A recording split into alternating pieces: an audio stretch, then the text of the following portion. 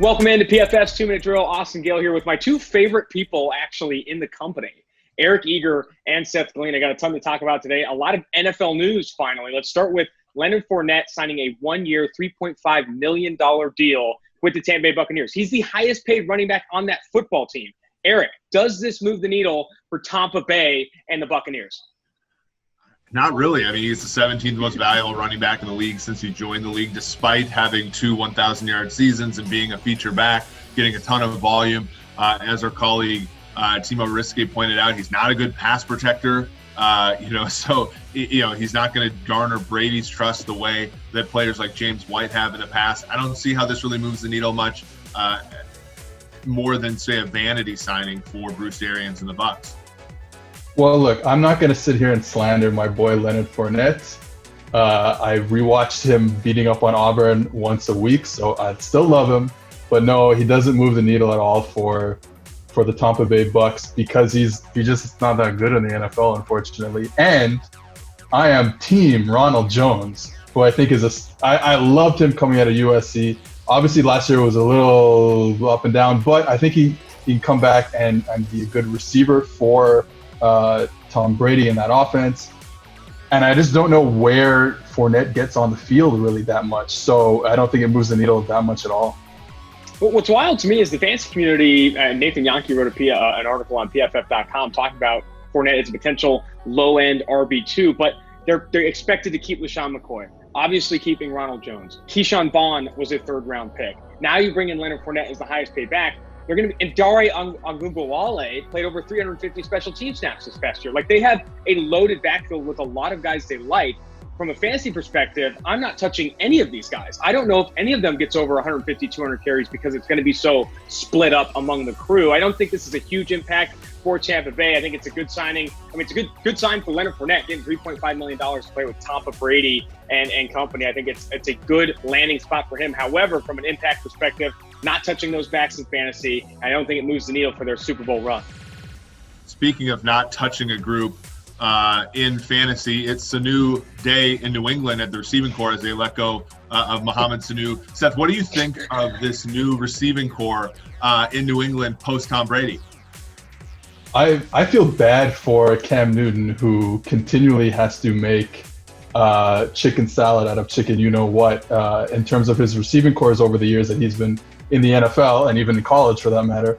And there's just no one left. I mean, that was the funny thing with me and Sanu. It's like, hey, yeah, clearly trading him for a second-round pick was not a good deal at that time, and he didn't play very well either. But at the same time, like, who else is going to play? And I didn't even realize this. I looked this up. Julian Edelman just turned 34 years old. Like, oh, wow. He can't, and he lined up a lot on both outside and in the slot last year. So it's like that's another, you can't give him like, yeah, he's versatile, but you want him to play more in the slot, I think. And then it's like, who's out wide? There's Dorsett's not there anymore. You have Harry, who they clearly didn't trust at all last year. So I just don't know who's left for them to play at receiver, and even someone who gives them a deep threat. There's just no one, guys.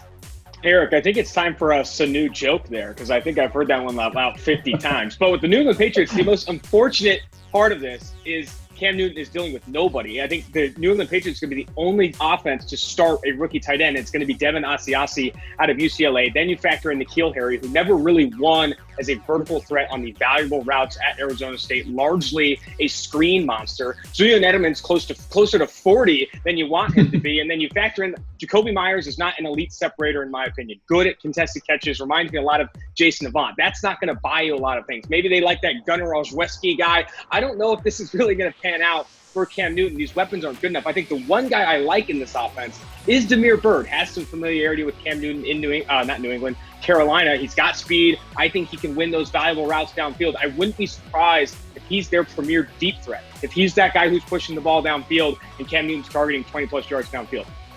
I think this is a sign that when you look at New England, they were always sort of a tank candidate, right? And we've seen the betting markets are starting to move in that direction. Under 9.5 is now minus 160 on FanDuel. Buffalo has creeped within a tie of them in terms of being favored in the AFC East. I think it's starting to bubble up to the surface that this team might give Cam Newton a couple weeks if they start 1-3, 2-2, then they're going to get on the Trevor Lawrence, Justin Fields train. To me, this is just another sign of that. All right, let's switch over to defense here. And our boy, PFF Tony, put out an article ranking the 32 every defense in the league this year. Who are the teams that you think maybe we're not talking about that much who could make a big jump this year in 2020?